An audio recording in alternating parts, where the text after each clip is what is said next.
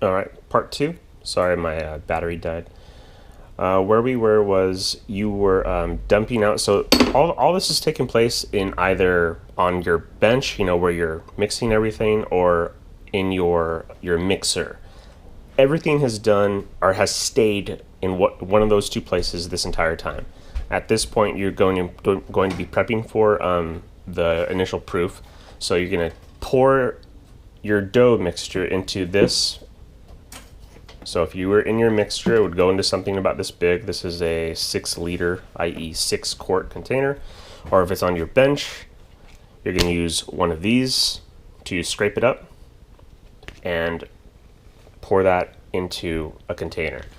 I brought these two because if you're in a mixer, I like this one because it's flexible. This one, not so much. You can also use the metal bench scraper ones if that's helpful to you. Whatever you want to use.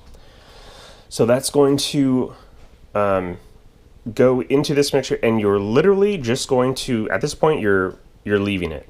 And this is where the things can sort of split. Either you're going to let it sit in the refrigerator and let it do its thing for literally an entire day, or you can leave it out and you can start the stretching folding process, and within about 5-6 hours you can either bake with it. It's not going to taste nearly as good, or you can throw it in the refrigerator and let it sit for at least 24 hours, I would say.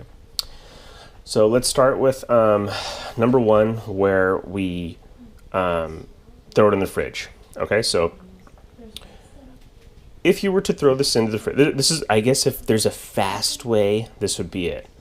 You throw this in the refrigerator the next day, because this recipe, you can wait 2 or 3 days to actually bake this. The next day, you pull this out, let it come to temperature, and you start stretching and folding. All right, that's probably a fast way. Another way, because this is going to take a while to like drop in temp in your refrigerator, cover this, obviously saran wrap or a wet towel, because we don't want it to dry out. This is going to be in your refrigerator. In about 30 or 40 minutes, you're going to take that out of the refrigerator. You're going to reach under it, and you're going to pull one side up and just flop it over one side. So if you think of like a box, you're going to reach down underneath everything, pick it up, and pull that flap over this side. You're going to turn the box, reach down, and you're going to do that 4 times. Do it 4 times, do it 5 times, it doesn't matter. Wet your hand before you dig in there. It's going to look like you stuck your hand in someone's ass, only it's like all white and doughy. Then put it back in the refrigerator. It's going to take a lot of time, as I said, for that dough to drop in temperature. So you could probably do this 3-4 times before the dough starts fighting you. You're going to feel it get tough. That's not a signature of where the dough's at. That's just the dough's dropping in temperature, and it's not getting its resiliency isn't there. So the next day, right, because you throw it in the fridge because either you're too lazy or you have company tomorrow, or you want to show off for your friends tomorrow, and that's when you want to bake.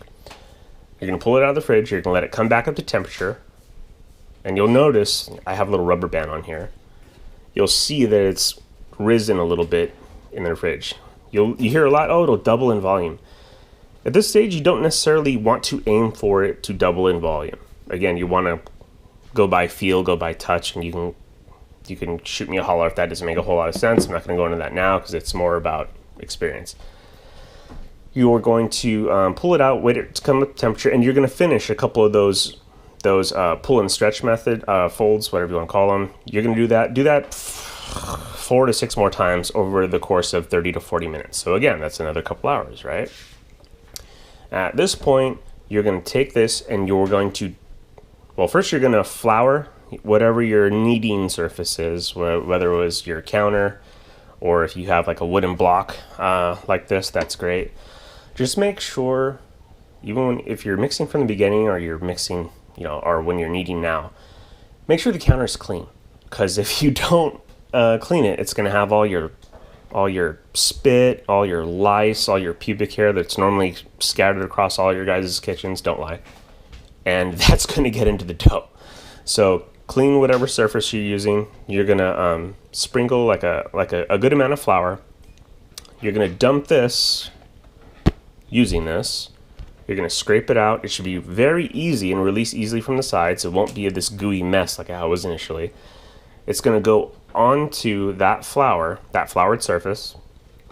You take your metal or your plastic bench scraper.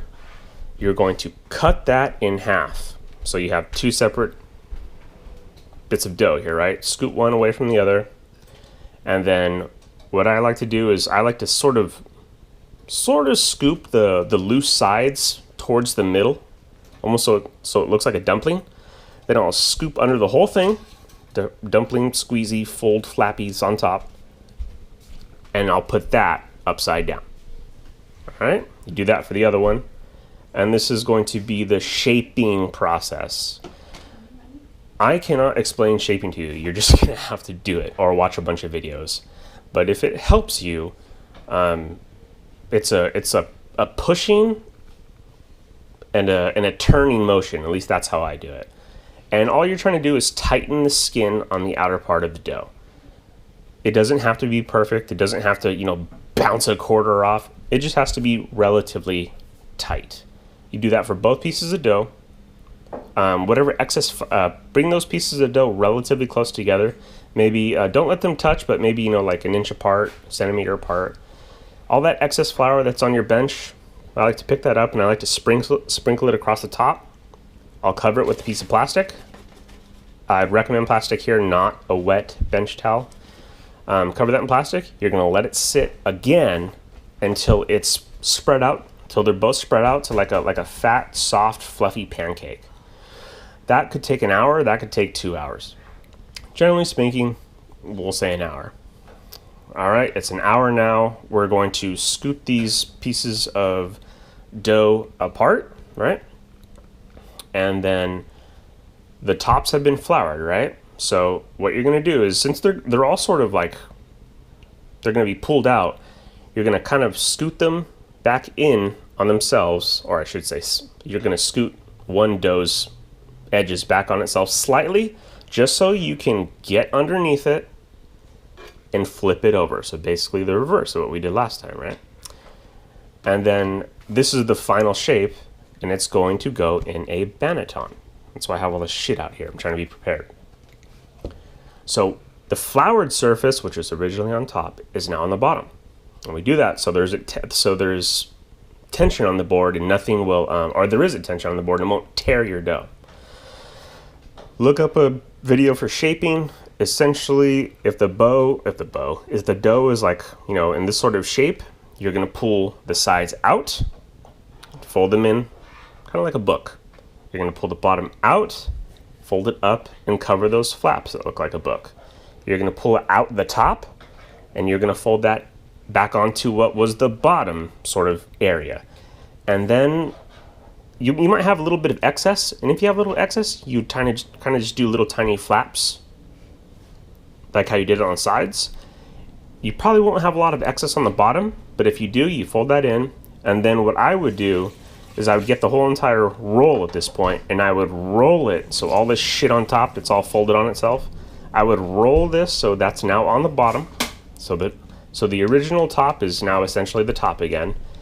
And then I would scoot that back and forth to tighten the dough. I'll make a video on how to do all this, but